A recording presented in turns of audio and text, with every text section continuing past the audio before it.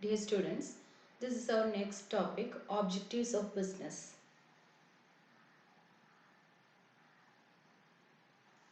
An objective is the starting point of business. Every business is directed to the achievement of certain objectives. Objectives refer to all that these business people want to get in return for what they do. എന്താണ് പറഞ്ഞിരിക്കുന്നത്?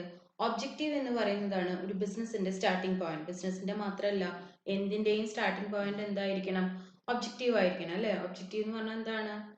നമുക്ക് ഭാവിയിൽ earn ചെയ്യാനുള്ള അല്ലെങ്കിൽ ഭാവിയിൽ നമുക്ക് എന്ത് കിട്ടാനാണോ നമ്മൾ ആഗ്രഹിക്കുന്നത് അതാണ് നമ്മുടെ ലക്ഷ്യമായിട്ട് നമ്മൾ സെറ്റ് ചെയ്യേണ്ടത്. ആ ഒരു ലക്ഷ്യമുണ്ടെങ്കിൽ നമുക്ക് എവിടെയും ജീവിതത്തിലായാലും സക്സസ്ഫുൾ ആവാനായിട്ട് പറ്റുള്ളൂ. So every business have an objective. ആ ഒബ്ജക്റ്റീവ് ആണ് എല്ലാ ബിസിനസിന്റെയും എന്തായിട്ട് പറയുന്നത്? സ്റ്റാർട്ടിംഗ് പോയിന്റ് ആയിട്ട് പറയുന്നത്. Every business is directed to the achievement of certain objective.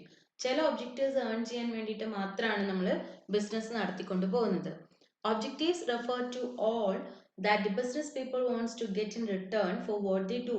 ഒരു ബിസിനസ്സുകാരൻ അയാൾ ചെയ്യുന്നത് എന്താണോ അതിന് പകരമായിട്ട് എന്താണ് കിട്ടണം എന്ന് ആശിക്കുന്നത് അതിനെയാണ് എന്ത് പറയുന്നത്? ഒബ്ജക്റ്റീവ് എന്ന് പറയുന്നത്. ആസ് എൻ ബിസിനസ് ഒബ്ജക്റ്റീവ് കേട്ടോ. ബിസിനസ് ഒബ്ജക്റ്റീവ് എന്നുള്ള നിലയിൽ എന്താണ് ഒരു ബിസിനസ്സുകാരൻ തിരിച്ചയാൾക്ക് വേണം എന്ന് ആഗ്രഹിക്കുന്നത് അതാണ് അയാളുടെ ഒബ്ജക്റ്റീവ് എന്ന് പറയുന്നത്. യൂഷ്വലി നമ്മൾ എന്താണ് ആഗ്രഹിക്കുക? ഏർണിംഗ് പ്രോഫിറ്റ് ആണ് അല്ലെ? അപ്പൊ പ്രോഫിറ്റ് ഏർണിംഗ് എന്നുള്ളത് ഒരു ഒബ്ജക്റ്റീവ് ആണ്. It is generally believed that business activity is carried out only for profit. പക്ഷെ പ്രോഫിറ്റിന് വേണ്ടി മാത്രമാണ് ബിസിനസ് നടത്തിക്കൊണ്ട് പോകുന്നത് എന്ന് പൊതുവെ ഒരു വിചാരമുണ്ട് ആളുകൾക്ക്. Business person themselves proclaim that their primary objective is produce or distribute goods or service for profit. Business പേഴ്സൺസും സ്വന്തമായിട്ട് തന്നെ അവർ പറയുന്നതും എന്ത് തന്നെയാണ്? അവരുടെ പ്രൈമറി ഒബ്ജക്റ്റീവ് എന്ന് പറഞ്ഞാൽ ഈ പ്രോഡക്റ്റ് വിറ്റിട്ട് അവർക്ക് എന്ത് കിട്ടണം? ലാഭം കിട്ടണം. അത് അങ്ങനെ തന്നെയാണ്, ലാഭം വേണം എന്നുള്ളത് തന്നെയാണ് മെയിൻ ആയിട്ടുള്ള ഒബ്ജക്റ്റീവ്. പക്ഷെ ലാഭം എന്ന് മാത്രമല്ല ഒബ്ജക്റ്റീവ്, മറ്റൊരുപാട് ഒബ്ജക്റ്റീവ്സ് അതിന്റെ കൂടെ ഉണ്ടായിരിക്കും. Every business is set to be an attempt to get more than what has been spent or invested, or in other words to earn profit. എല്ലാ ബിസിനസ് ഓർഗനൈസേഷൻസും സെറ്റ് ചെയ്തിട്ടുള്ളത് എന്തിനു വേണ്ടിയിട്ടാണ്? എന്താണോ ഇൻവെസ്റ്റ് ചെയ്തിരിക്കുന്നത് അതിനേക്കാൾ അധികം റിട്ടേൺ ഉണ്ടാകണം എന്ന് വിചാരിച്ചിട്ട് തന്നെയാണ്. അതായത് മറ്റൊരു രീതിയിൽ പറഞ്ഞാൽ എന്താണ്? പ്രോഫിറ്റ് ഏൺ ചെയ്യുക. പ്രോഫിറ്റ് ഏൺ ചെയ്യുക എന്ന് പറഞ്ഞാൽ എന്താണ്? നമ്മൾ ഇറക്കിയതിനേക്കാൾ കൂടുതൽ പൈസ നമുക്ക് തിരിച്ചു കിട്ടുക. അത് തന്നെയാണ് എല്ലാ ബിസിനസിന്റെ അടിസ്ഥാനമായിട്ടുള്ള ഒബ്ജക്റ്റീവ്. പക്ഷെ അത് മാത്രമല്ല, that is not the only objective for the business organisations. ബിസിനസിനെ സംബന്ധിച്ച് അത് മാത്രമല്ല ഒരു ഒബ്ജക്റ്റീവ് എന്ന് പറയുന്നത്. എന്താണ്? പ്രോഫിറ്റിന് കൂടെ, പ്രോഫിറ്റ് മേക്കിങ്ങിന്റെ കൂടെ മറ്റൊരുപാട് ഒബ്ജക്റ്റീവ്സും കൂടി ചേർന്നതാണ് ബിസിനസ് എന്ന് പറയുന്നത്. അപ്പോൾ പ്രോഫിറ്റ് മേക്കിംഗ് അതിന്റെ ഒരു ഭാഗമാണ്, ഒരു ഇമ്പോർട്ടൻ്റ് ആയിട്ടുള്ള ഭാഗമാണ്. Okay. Profit is found to be a leading objective but not the only one. Profit എന്ന് പറയുന്നത് ഒരു ലീഡിങ് ഒബ്ജക്റ്റീവ് ആണ്. പക്ഷെ അതെന്തല്ല, ഓൺലി വൺ ഒബ്ജക്റ്റീവ് അല്ല. ഒരുപാട് ഒബ്ജക്റ്റീവ്സ് ബിസിനസ് ഓർഗനൈസേഷൻസിന് ഉണ്ടാകും. പൈസ ഉണ്ടാക്കുക, ഏൺ ചെയ്യുക, അങ്ങനെ രണ്ട് ഫോട്ടോസ് നിങ്ങൾക്ക് അവിടെ കാണുന്നുണ്ട് അല്ലെ? ഇത് മാത്രമല്ല ബിസിനസ് കൊണ്ട് ഉദ്ദേശിക്കുന്നത്, അതിന് ഒരുപാട് മറ്റ് ഒബ്ജക്റ്റീവ്സും ഉണ്ട്. നമുക്കത് കണ്ടു കഴിയുമ്പോൾ മനസ്സിലാവും, പറഞ്ഞ പോലെ എല്ലാ ഓർഗനൈസേഷൻസും ഈ ഒബ്ജക്റ്റീവ് ഒക്കെ സാറ്റിസ്ഫൈ ചെയ്യുന്നുണ്ടല്ലോ എന്നുള്ളത് മനസ്സിലാവും. അപ്പൊ അതൊക്കെ അവരുടെ എന്താണ്? ഒബ്ജക്റ്റീവ് ആണ്. പക്ഷെ പല ഒബ്ജക്റ്റീവ്സും അറ്റൈൻ ചെയ്യണമെങ്കിൽ നമുക്ക് ആദ്യം അവിടെ എന്തുണ്ടാവണം? പ്രോഫിറ്റ് മേക്കിംഗ് എന്നുള്ള ഒബ്ജക്റ്റീവ് അറ്റൈൻ ചെയ്യാനായിട്ട് സാധിച്ചിരിക്കണം. അപ്പൊ നമുക്ക് നോക്കാം എന്തൊക്കെയാണ് ഒബ്ജക്റ്റീവ്സ് വരുന്നത്. Profit is essential for business survival, growth, expansion, etc. So its importance cannot be ignored. Profit may be regarded as an essential objective of business for various reasons. Profit എന്ന് പറയുന്നത് വളരെ അത്യാവശ്യമാണ് അല്ലേ? Four business survival. സർവൈവ് ചെയ്യാന്ന് പറഞ്ഞാൽ നിലനിന്ന് പോകണമെങ്കിൽ, growth ഉണ്ടാവണമെങ്കിൽ, വളർച്ച ഉണ്ടാവണമെങ്കിൽ, എക്സ്പാൻഷൻ ബിസിനസ് കൂടുതൽ വിപുലമാക്കണമെങ്കിൽ ഒക്കെ നമുക്ക് അവിടെ എന്തുണ്ടായേ പറ്റുള്ളൂ? പ്രോഫിറ്റ് ഉണ്ടായേ പറ്റുള്ളൂ. അതുകൊണ്ട് അതിന്റെ ഇമ്പോർട്ടൻസ് നമുക്ക് ഒരിക്കലും എന്ത് ചെയ്യാൻ പറ്റില്ല? ഇഗ്നോർ ചെയ്യാൻ പറ്റില്ല, ഒഴിവാക്കി കളയാനായിട്ട് പറ്റില്ല. അപ്പൊ അതുകൊണ്ട് തന്നെ പ്രോഫിറ്റ് എന്ന് പറയുന്നത് എന്താണ്? Profit is an essential objective of every business organisation. Without profit any business can not run effectively അല്ലെ? നമുക്ക് എന്ത് ചെയ്യാൻ പറ്റും? തട്ടിമുട്ടി കൊണ്ടുപോകാൻ പറ്റും. പക്ഷെ നമ്മുടെ ഓർഗനൈസേഷൻ വളരെ ഇഫക്റ്റീവ് ആയിട്ട് for a long time run ചെയ്യണമെങ്കിൽ അവിടെ എന്തായാലും എന്ത് ആവശ്യമാണ്? പ്രോഫിറ്റ് ആവശ്യമാണ്. അപ്പൊ profit is the basis for another objectives of the organisation. Profit ഉണ്ടെങ്കിലേ നമുക്ക് മറ്റു ഒബ്ജക്റ്റീവ്സ് ഒക്കെ ഏൺ ചെയ്യാനായിട്ട് പറ്റുള്ളൂ. പ്രോഫിറ്റ് എന്തുകൊണ്ടാണ് ഒരു എസെൻഷ്യൽ ഒബ്ജക്റ്റീവ് ആകുന്നതെന്ന് നമുക്കൊന്ന് നോക്കാം. എന്താണ്? It is A source of income four business person. ഒരു ബിസിനസ് പേഴ്സണെ സംബന്ധിച്ചിടത്തോളം അയാളുടെ സോഴ്സ് ഓഫ് ഇൻകം, അയാൾക്ക് ഇൻകം കിട്ടുന്ന ഒരു സ്രോതസ്സാണ് എന്ത്? പ്രോഫിറ്റ് എന്ന് പറയുന്നത്. അതുകൊണ്ട് പ്രോഫിറ്റ് ഉണ്ടെങ്കിലേ ബിസിനസ് മാന് ജീവിച്ചു പോകാനായിട്ട് സാധിക്കുള്ളൂ. It is essential for growth and expansion of business. ഒരു ബിസിനസ് ഓർഗനൈസേഷൻ വളരണമെങ്കിലും അത് വികസിക്കണമെങ്കിലും ഒക്കെ അവിടെ എന്താവശ്യമാണ്? പ്രോഫിറ്റ് ആവശ്യമാണ്. It indicates the efficient working of business. ഇത് എന്താണ് കാണിക്കുന്നത്? നല്ല പ്രോഫിറ്റബിലിറ്റി ഉള്ള ഓർഗനൈസേഷൻ എന്ന് പറഞ്ഞാൽ എന്താണ് അത് സൂചിപ്പിക്കുന്നത്? ഇറ്റ്സ് എൻ എഫിഷ്യന്റ് ഓർഗനൈസേഷൻ അല്ലെ? ഏറ്റവും നല്ലൊരു ഓർഗനൈസേഷൻ ആണ്, നല്ല രീതിയിൽ ബിസിനസ് നടന്നു പോകുന്ന ഒരു ഓർഗനൈസേഷൻ ആണ്. ആ എഫിഷ്യൻസിയാണ് അവിടെ കാണിക്കുന്നത്. It can be taken as a society's approval of the utility of business. അതായത് എന്താണ്? പ്രോഫിറ്റ് ഉണ്ടെങ്കിലേ നമുക്ക് എന്തുണ്ടാവുള്ളൂ? നമുക്ക് ഈ ഒരു സമൂഹത്തിൽ നമുക്കൊരു അപ്രൂവൽ നേടിയെടുക്കാനായിട്ട് പറ്റുള്ളൂ. ഈ ബിസിനസ് എന്ന് പറയുന്നത് വെച്ചിട്ടുള്ള ഏർണിങ്സ് സൊസൈറ്റിയിൽ നിന്ന് നമുക്ക് ഉണ്ടാക്കണമെങ്കിൽ അവിടെ എന്തുണ്ടായിരിക്കണം? പ്രോഫിറ്റ് കൃത്യമായിട്ട് ഉണ്ടായിരിക്കണം. It builds the reputation of business enterprises. ഇത് മൊത്തം ബിസിനസ് എന്റർപ്രൈസസിന് എന്ത് കൊടുക്കുന്നു? ഒരു റെപ്യൂട്ടേഷൻ അല്ലെ, ഒരു ഡിഗ്നിറ്റി പ്രൊവൈഡ് ചെയ്യുന്നു. മോർ പ്രോഫിറ്റബിൾ ഇൻസ്റ്റിറ്റ്യൂഷൻ ആണ് എന്ന് പറയുമ്പോൾ സ്വാഭാവികമായിട്ട് അവർക്ക് എന്ത് കിട്ടും? It may be providing a position to them, a valuable position to them അല്ലെ? ആളുകളുടെ ഇടയിൽ ഒരു നല്ല പൊസിഷൻ ഉണ്ടാക്കി കൊടുക്കുന്നു. ഇപ്പൊ ചില കാര്യങ്ങളൊക്കെ നമുക്ക് കേൾക്കുമ്പോൾ തന്നെ, ചില ബ്രാൻഡുകളെ പറ്റി നമ്മൾ പറയുമ്പോൾ തന്നെ നമുക്കറിയാമോ, ഇറ്റ്സ് എ ബെറ്റർ ബ്രാൻഡ് അല്ലെങ്കിൽ ഇറ്റ്സ് എ ബെറ്റർ ഓർഗനൈസേഷൻ. അപ്പൊ നമ്മൾ എന്തിനും അങ്ങോട്ടാണ് പോകുക അല്ലെ? അപ്പൊ നമുക്ക് അറിയാവുന്ന കുറെ, നിങ്ങളൊന്ന് ആലോചിച്ച് നോക്കൂ, സ്വർണ്ണക്കടകളുടെ പേരെടുക്കാൻ പറഞ്ഞു കഴിഞ്ഞാൽ നിങ്ങൾക്ക് കുറെ കാര്യങ്ങൾ ഓർമ്മ വരും. കല്യാൺ, മലബാർ ഗോൾഡ്, അങ്ങനെയുള്ള ഒരുപാട് അല്ലെ, ആലുക്കാസ് പോലെയുള്ള ഒരുപാട് ജ്വല്ലറികൾ നിങ്ങളുടെ ഓർമ്മയിലേക്ക് വരും. എന്ന് വെച്ചാൽ ഇത് മാത്രമാണ് ജ്വല്ലറികൾ. നമ്മുടെ ഈ ചുറ്റുവട്ടത്ത് ഇറങ്ങി കഴിഞ്ഞാൽ തന്നെ ഒരുപാട് കാണാൻ പറ്റും. പക്ഷെ comparatively they are making less profit. അവരെ സംബന്ധിച്ച് പ്രോഫിറ്റബിൾ ആയിരിക്കാം, പക്ഷേ അവർക്ക് എന്തില്ല? അതിനനുസരിച്ചുള്ള ഒരു റെപ്യൂട്ടേഷൻ നമ്മുടെ ഇടയിൽ ചിലപ്പോൾ കിട്ടിക്കൊള്ളണം എന്നില്ല. അവിടെ എന്ത് വഴിയാണ് ഇവർ റെപ്യൂട്ടേഷൻ ഉണ്ടാക്കിയിരിക്കുന്നത്? ത്രൂ അഡ്വർടൈസ്മെന്റ്സ് ആണ് അല്ലെ? അഡ്വർടൈസ്മെന്റ്സ് നമ്മളിങ്ങനെ കാണുമ്പോൾ നമ്മുടെ ഉള്ളിൻ്റെ ഉള്ളിൽ നമ്മൾ അറിയാതെ തന്നെ അടിവരയിട്ട് ഉറപ്പിക്കുന്ന പേരുകളാണ് ഇതൊക്കെ. ഇപ്പൊ ഈ അഡ്വർടൈസ്മെന്റ് കൊടുക്കണമെങ്കിൽ അവിടെ എന്ത് വേണം? പൈസ വേണം. ഈ പൈസ എവിടെ നിന്നാണ് ഉണ്ടാകുന്നത്? Through profit. അപ്പൊ പ്രോഫിറ്റ് മേക്കിംഗ് എന്ന് പറയുന്നത് എന്താണ്? It is the basic objective of a business organisation. Without it a business organisation cannot survive, grow and expand. മാത്രമല്ല എന്താണ്? Profit is providing a reputation to the business organisation in the society. സൊസൈറ്റിയുടെ ഇടയിൽ ഒരു business, ഒരു നല്ലൊരു image, creating images to the organisation അല്ലെ? Image create ചെയ്ത് കൊടുക്കുന്നതാണ് ഈ പറഞ്ഞ പ്രോഫിറ്റ് എന്ന് പറയുന്നത്. മാത്രമല്ല it considered as an indication four good working organisation. ഒരു നല്ല ഓർഗനൈസേഷൻ ആണ് എന്നുള്ളതിന്റെ സിമ്പിൾ ആയിട്ടും നമ്മൾ ആരെ കണക്കാക്കുന്നുണ്ട്? പ്രോഫിറ്റിനെ കണക്കാക്കുന്നുണ്ട്. അതുകൊണ്ട് തന്നെ നമുക്ക് എന്ത് ചെയ്യാൻ പറ്റില്ല? Without profit we cannot run properly. നമുക്ക് കൃത്യമായിട്ട് ഒരു ഓർഗനൈസേഷൻ നടത്തിക്കൊണ്ട് പോകണമെങ്കിൽ അവിടെ എന്ത് ആവശ്യമാണ്? പ്രോഫിറ്റ് ആവശ്യമാണ്. അപ്പൊ പ്രോഫിറ്റ് എന്ന് പറഞ്ഞാൽ it is the most important and basic objective of a business organisation. But it is not the only business objective. There are so many objectives, but we can only attain those objectives with the profit ഉണ്ടെങ്കിൽ മാത്രമേ നമുക്ക് എന്ത് ചെയ്യാൻ പറ്റുള്ളൂ? ആ objectives എല്ലാം തന്നെ attain ചെയ്യാനോ ഏൺ ചെയ്യാനോ ഒക്കെ പറ്റുള്ളൂ. അപ്പൊ പ്രോഫിറ്റ് എന്ന് പറയുന്നത് അത്രത്തോളം ഇമ്പോർട്ടൻ്റ് ആണ് എന്നുള്ളത് നിങ്ങൾ മനസ്സിലാക്കാം. ഓക്കെ, ഇനി നമുക്ക് നോക്കാം മറ്റുള്ള അല്ലെങ്കിൽ മൾട്ടിപ്പിൾ ഒബ്ജക്റ്റീവ്സ് ഏതൊക്കെയാണ്. ഓൺലി ഒബ്ജക്റ്റീവ് പ്രോഫിറ്റ് ആണ് പറഞ്ഞപ്പോൾ നമ്മൾ സമ്മതിച്ചില്ല അല്ലെ?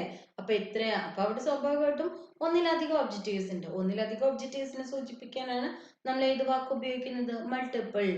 ആ മൾട്ടിപ്പിൾ ഒബ്ജക്റ്റീവ്സ് ഏതൊക്കെയാണ് എന്നുള്ളതാണ് നമ്മൾ നോക്കാനായിട്ട് പോകുന്നത്. Objectives are needed in every area that influences the survival and prosperity of business.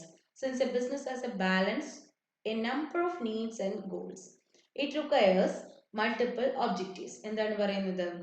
നമുക്ക് എപ്പോഴും എന്തുണ്ടായിരിക്കണം? ഒരുപാട് ആവശ്യങ്ങളും ഒരുപാട് ഏൺ ചെയ്യണം എന്നുള്ള ഒരു വിചാരവും ഒക്കെ ഉണ്ടായിരിക്കണം. ഈ ഒബ്ജക്റ്റീവ്സ് ആണ് ഏറ്റവും കൂടുതൽ നമ്മുടെ സർവൈവലിനെയും ബിസിനസിന്റെ പ്രോസ്പെരിറ്റിനെയും ഒക്കെ നിശ്ചയിക്കുന്ന ഒരു ഘടകം എന്ന് പറയുന്നത്. നമുക്ക് ഒരുപാട് നീഡ്സ്, ആവശ്യങ്ങളും അതേപോലെ അത്രത്തോളം ഗോൾസും ഒരു ഒബ്ജക്റ്റീവ്സും ഉണ്ടായിരിക്കണം. ഇത് ഉണ്ടെങ്കിലാണ് ഓർഗനൈസേഷൻ കൃത്യമായിട്ട് നമുക്ക് എന്ത് ചെയ്യാൻ പറ്റുള്ളൂ? നടത്തിക്കൊണ്ടു പോകാനായിട്ട് സാധിക്കുള്ളൂ. അതിനവിടെ എന്താവശ്യമാണ്? മൾട്ടിപ്പിൾ ഒബ്ജക്റ്റീവ്സ് ആവശ്യമാണ്. അവിടെ കൊടുത്തിട്ടുള്ള പിക്ചർ കണ്ടോ, ഒരു ഇതിൽ ചാരി ഒരാൾ നിൽക്കുന്ന ആ അതിലേക്ക് എന്ത് വന്നിട്ടുണ്ട്, ഒരുപാട് നമ്മൾ ഈ ഷൂട്ട് ചെയ്യുന്നതോ അല്ലെങ്കിൽ എന്താ പറയുന്നത് അമ്പിയൊക്കെ ചെയ്യുമ്പോൾ ഉപയോഗിക്കുന്ന തരം ഇതുകളാണ്. അതിൽ കൃത്യമായിട്ടുള്ള ഒബ്ജക്റ്റീവ് ആണ് സെൻട്രൽ പോയിന്റ് എന്ന് പറയുന്നത്. ആ പോയിന്റിലേക്ക് തന്നെ നമുക്ക് ഒരുപാട് ഒബ്ജക്റ്റീവ്സ് ഉണ്ടെങ്കിലേ എത്തിച്ചേരാനായിട്ട് സാധിക്കുള്ളൂ. അപ്പൊ മൾട്ടിപ്പിൾ ഒബ്ജക്റ്റീവ്സ് അത്രയും ഇമ്പോർട്ടൻ്റ് ആണ് എന്ന് സാരം. അത് ഏതൊക്കെയാണ്? ഒന്നാമത്തേതാണ് എന്ത്? Market standing. എന്താണ് market standing? Market standing refers to the position of an enterprise in relation to its competitors by providing quality products and better service to its customers. A business enterprise must aim at standing on stronger. എന്താണ് പറയുന്നത്? Market standing എന്ന് പറഞ്ഞാൽ മാർക്കറ്റിൽ ഒരു position provide ചെയ്യാം. അതായത് as compare to their competitors, കോമ്പറ്റീറ്റേഴ്സുമായിട്ട് compare ചെയ്യുമ്പോൾ ഒരു ബെറ്റർ പൊസിഷനിലാണ് നമ്മൾ നിൽക്കുന്നതെങ്കിൽ അതിനെ പറയുന്ന പേരാണ് എന്ത്? Market standing. എങ്ങനെയാണ് നമുക്കൊരു മാർക്കറ്റ് സ്റ്റാൻഡിംഗ് ഏൺ ചെയ്യാനായിട്ട് പറ്റുന്നത്? By providing quality products and better services to its customers.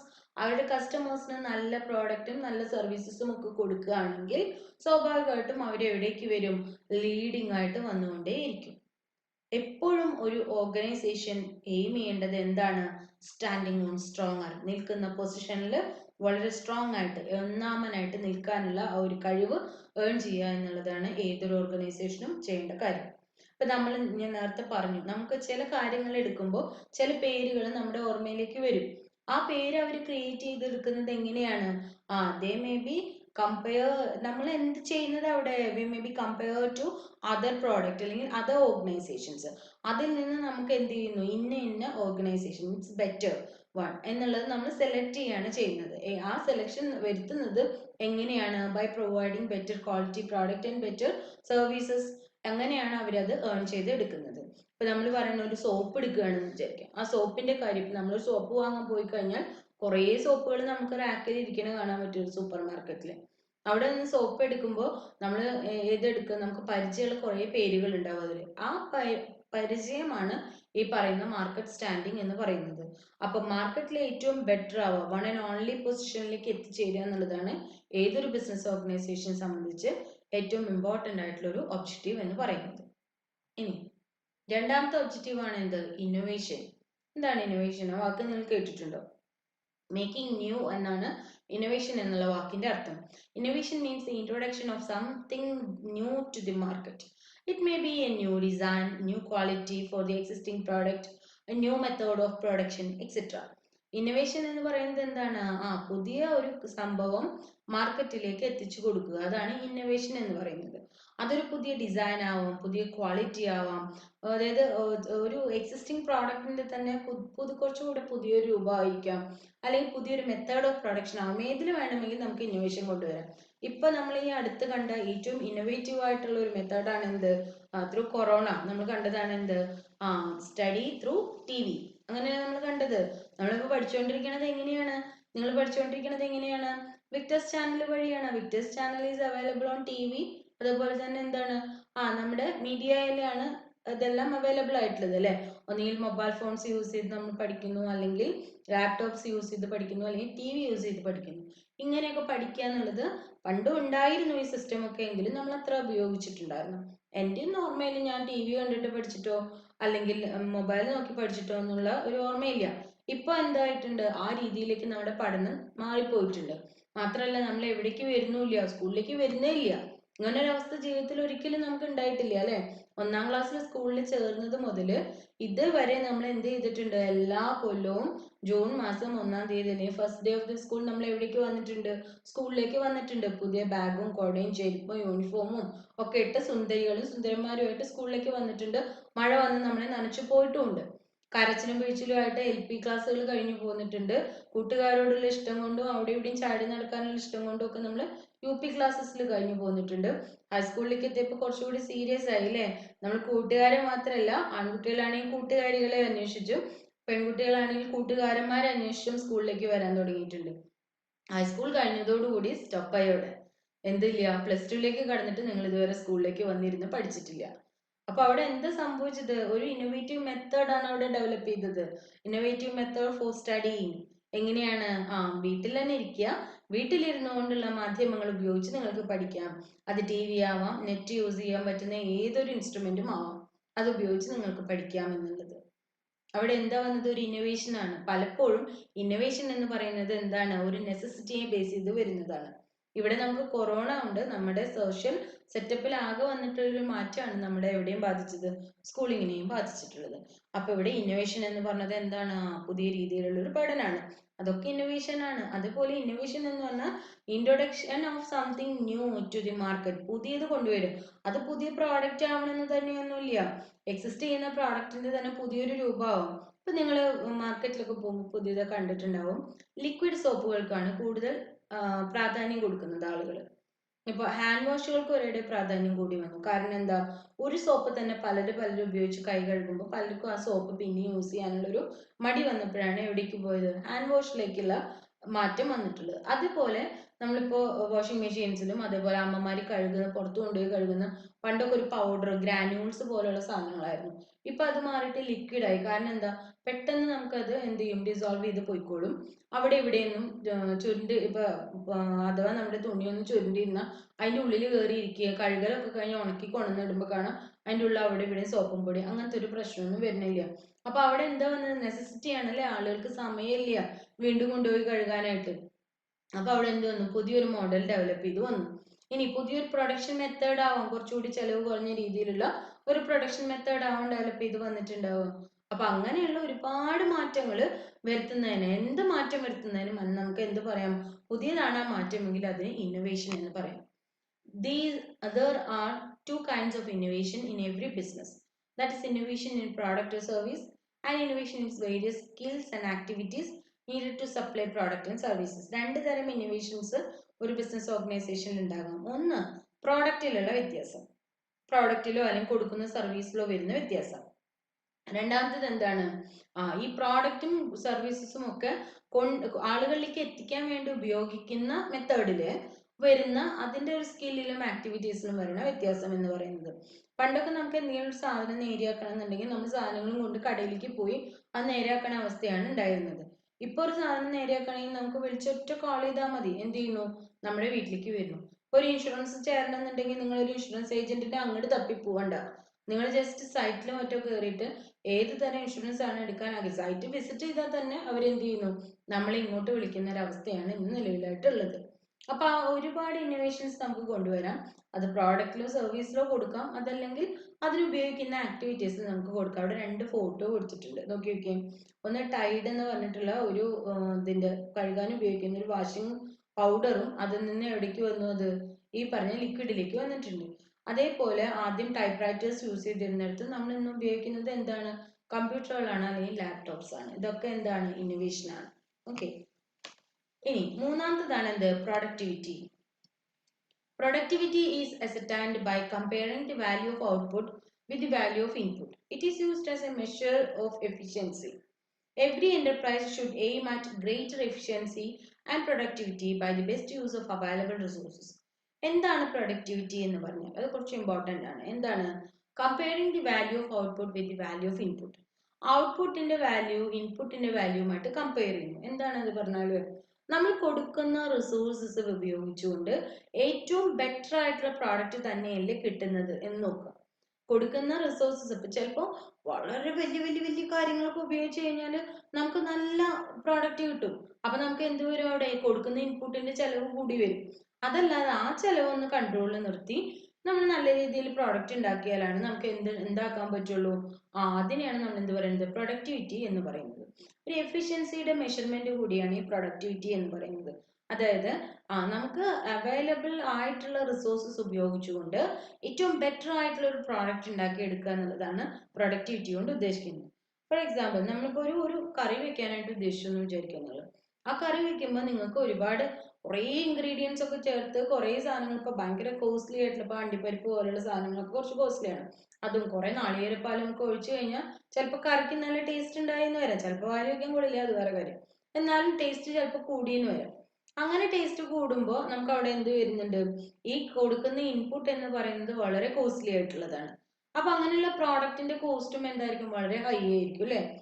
അതേസമയം ചില വീട്ടിലെ അമ്മമാരെ ശ്രദ്ധിച്ചിട്ടുണ്ട്, വളരെ കുറച്ച് ഇൻഗ്രീഡിയൻസ് വെച്ചിട്ട് വളരെ പെട്ടെന്ന് അല്ലെങ്കിൽ വളരെ ചെലവ് കുറഞ്ഞ ഇൻഗ്രീഡിയൻസ് വെച്ചിട്ട് വളരെ ടേസ്റ്റി ആയിട്ടുള്ള പ്രോഡക്ട്സ്, കറിയും സാധനങ്ങളും അവർ ഉണ്ടാക്കി എടുത്തു എന്ന് വരും. ആരാണ് ഏറ്റവും എഫിഷ്യന്റ് എന്ന് ചോദിച്ചാൽ നമ്മൾ ആദ്യത്തെ ആളാണ് സെലക്ട് ചെയ്യുക, അല്ല രണ്ടാമത്തെ ആളാണ്. എന്തുകൊണ്ടാണത്? കുറച്ച് റിസോഴ്സസ് വെച്ചിട്ട് കൂടുതലായി ടേസ്റ്റുള്ള സാധനങ്ങൾ പ്രൊവൈഡ് ചെയ്യാം. അപ്പൊ നമുക്ക് എന്ത് ചെയ്യാൻ പറ്റും? കോസ്റ്റ് കുറച്ച് സാധനങ്ങൾ വിൽക്കാനായിട്ട് സാധിക്കും. അതേസമയം കുറേ കോസ്റ്റ്ലി ആയിട്ടുള്ള സാധനങ്ങൾ ഉപയോഗിച്ച് വലിയൊരു പ്രോഡക്റ്റ് ഉണ്ടാക്കുമ്പോൾ സ്വാഭാവികമായിട്ട് അതിന്റെ കോസ്റ്റും ഇൻക്രീസ് ചെയ്യും. അപ്പൊ അവിടെ എന്തല്ല, അത് അത്ര എഫിഷ്യന്റ് ആണെന്ന് നമുക്ക് പറയാനായിട്ട് പറ്റില്ല.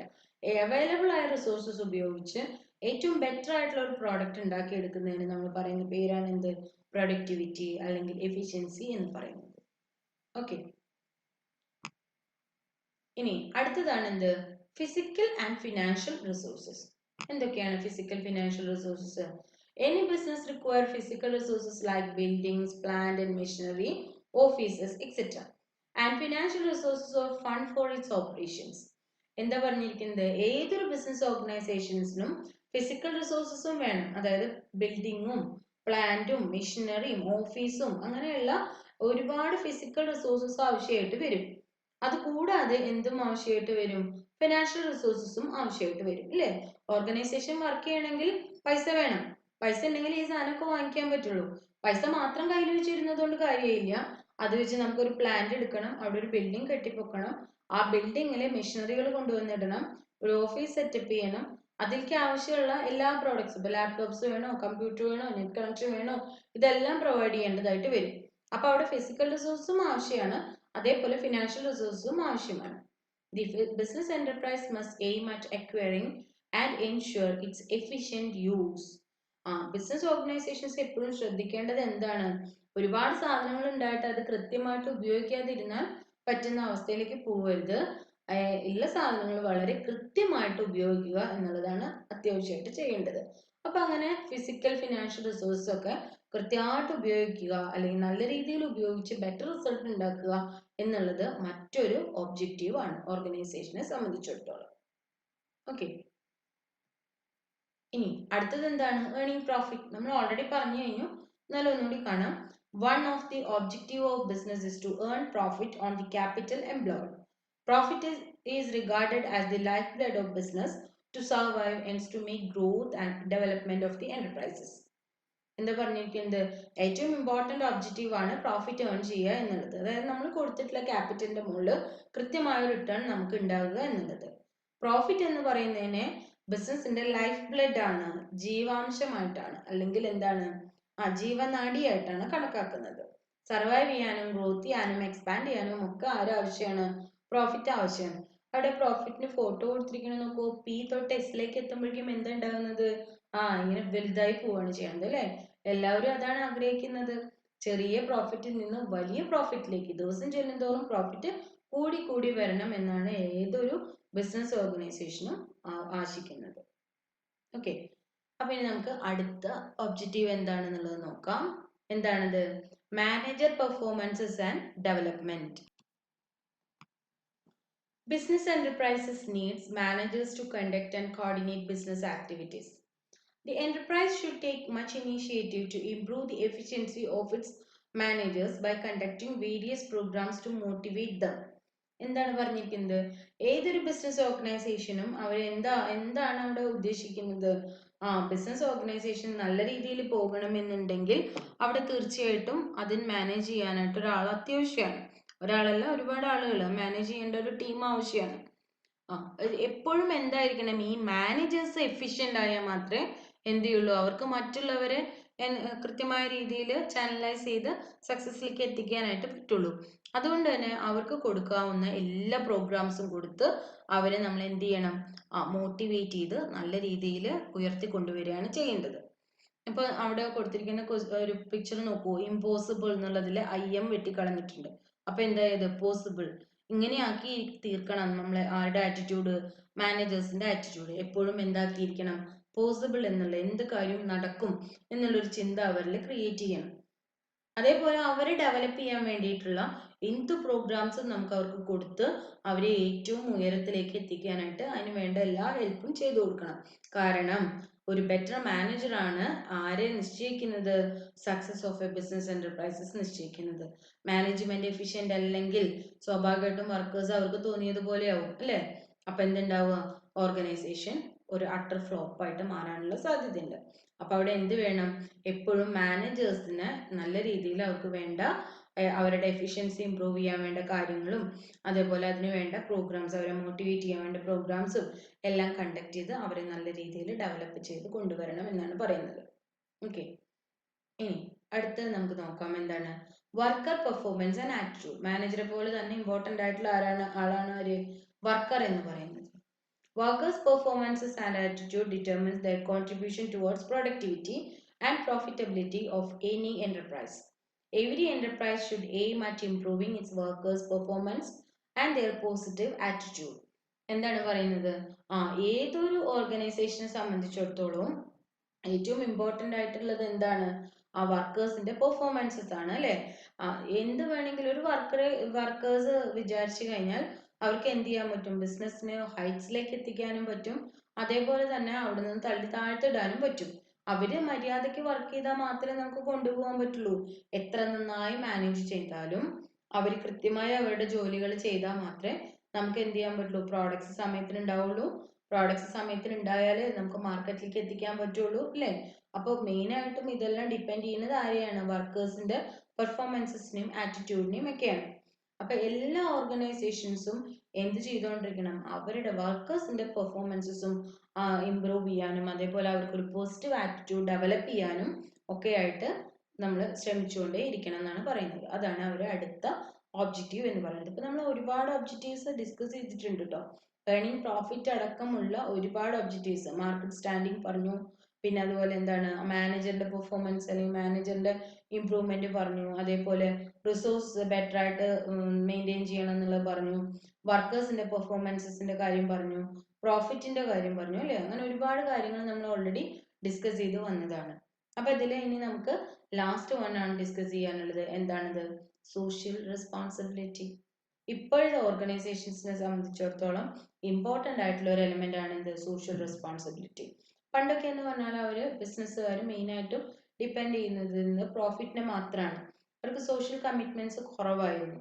അതേസമയം ഇപ്പോഴത്തെ രീതി അനുസരിച്ചിട്ട് സോഷ്യൽ കമ്മിറ്റ്മെന്റ് കൂടി ഉണ്ടെങ്കിലേ ഗുഡ് വിൽ ഏൺ ചെയ്യാൻ പറ്റൂ, അല്ലെങ്കിൽ റെപ്യൂട്ടേഷൻ ഇൻ സൊസൈറ്റി ഏൺ ചെയ്യാനായിട്ട് പറ്റുള്ളൂ എന്നുള്ളത് അവർ മനസ്സിലാക്കുകയാണ് ചെയ്തത്. പ്രളയം പോലുള്ള കാര്യങ്ങളൊക്കെ വരുമ്പോൾ നമ്മൾ കാണുന്നുണ്ട് ഒരുപാട് ഓർഗനൈസേഷൻസ് ഒരുപാട് ഹെൽപ്പ് ചെയ്യുന്നതായിട്ട് അല്ലേ? ഇതൊക്കെ അവർ എന്തിന്റെ ഭാഗമാണ്? സോഷ്യൽ റെസ്പോൺസിബിലിറ്റിയുടെ ഭാഗമാണ്. Social responsibility refers to the obligation of business firms to contribute resources for solving social problems and work in a socially desirable manner. Society ആഗ്രഹിക്കുന്ന രീതിയിൽ വർക്ക് ചെയ്യുക, അതുപോലെ തന്നെ എന്താണ് സോഷ്യൽ പ്രോബ്ലംസ് സോൾവ് ചെയ്യാൻ വേണ്ടിയുള്ള കാര്യങ്ങൾ കോൺട്രിബ്യൂട്ട് ചെയ്യുക. ഇതൊക്കെ ഏതിൽ ഉൾപ്പെടുന്നതാണ്? സോഷ്യൽ റെസ്പോൺസിബിലിറ്റിയിൽ ഉൾപ്പെടുന്നതാണ്. വളരെ ഇമ്പോർട്ടൻ്റ് ആയിട്ടുള്ള ഒരു എലിമെന്റ് ആണ് എന്ത്? Social responsibility. Without social responsibility ഒരു ഓർഗനൈസേഷനും എന്ത് ചെയ്യാൻ പറ്റില്ല? ബെറ്റർ ആയിട്ട് എക്സിസ്റ്റ് ചെയ്യാൻ പറ്റില്ല. സൊസൈറ്റിയെ സാറ്റിസ്ഫൈ ചെയ്യണം. കാരണം അവർ നിൽക്കുന്നത് എവിടെയാണ്? സൊസൈറ്റിയിലാണ്. സൊസൈറ്റിയിലുള്ള ഒരുപാട് വസ്തുക്കളെ എക്സ്പ്ലോയിറ്റ് ചെയ്തിട്ടാണ് അവര് അവരുടെ ബിസിനസ് സക്സസിലേക്ക് കൊണ്ടുപോകുന്നത്. അതുകൊണ്ട് തന്നെ അതിന്റെ ഒരു പോർഷൻ എവിടെ തന്നെ അവർ പ്രൊവൈഡ് ചെയ്യണം? സൊസൈറ്റിയിൽ തന്നെ പ്രൊവൈഡ് ചെയ്യണം. സൊസൈറ്റിക്ക് കൃത്യമായ രീതിയിൽ അവരെ പ്രോബ്ലം സോൾവ് ചെയ്യാനും സൊസൈറ്റി ആഗ്രഹിക്കുന്ന രീതിയിൽ കാര്യങ്ങൾ മെയിൻറ്റെയിൻ ചെയ്യാനും സാധിക്കുക എന്നുള്ളതാണ് ഓർഗനൈസേഷൻസിന്റെ മറ്റൊരു ഇമ്പോർട്ടൻ്റ് ആയിട്ടുള്ള ഒബ്ജക്റ്റീവ് എന്ന് പറയുന്നത്. ഇപ്പൊ നമ്മൾ 8 മൾട്ടിപ്പിൾ ഒബ്ജക്റ്റീവ്സ് പറഞ്ഞു കഴിഞ്ഞു. അതിന്റെ ഒരു ഭാഗമായിട്ടാണ് പ്രോഫിറ്റ് ഏർണിങ്സ് പറഞ്ഞിട്ടുള്ളത്. പക്ഷെ പ്രോഫിറ്റ് ഏർണിംഗ് എന്ന് പറഞ്ഞാൽ മറ്റുള്ളതിനേക്കാളൊക്കെ കുറച്ചുകൂടി ഒരുപടി മുന്നിലേക്ക് നിൽക്കുന്ന ഒരു ഒബ്ജക്റ്റീവ് തന്നെയാണ്. അതൊരു സോൾ ഒബ്ജക്റ്റീവ് അല്ല, മറ്റൊരുപാട് ഒബ്ജക്റ്റീവ്സ് ഉണ്ട്. പക്ഷെ മറ്റ് ഒബ്ജക്റ്റീവ്സ് എല്ലാം ഏൺ ചെയ്യണമെങ്കിൽ അവിടെ തീർച്ചയായിട്ടും എന്തുണ്ടായിരിക്കണം? ഏർണിംഗ് പ്രോഫിറ്റ് ഉണ്ടായിരിക്കണം. ഇത്രയുമാണ് മൾട്ടിപ്പിൾ ഒബ്ജക്റ്റീവ്സ്. വളരെ ഇമ്പോർട്ടൻ്റ് ഒരു ടോപ്പിക്കാണ്. മനസ്സിലായിട്ടുണ്ടാവും എന്ന് കരുതുന്നു. വീണ്ടും വീണ്ടും വീഡിയോ കാണാം. എന്തെങ്കിലും ഡൗട്ട്സ് ഉണ്ടെങ്കിൽ ചോദിക്കും. Thank you.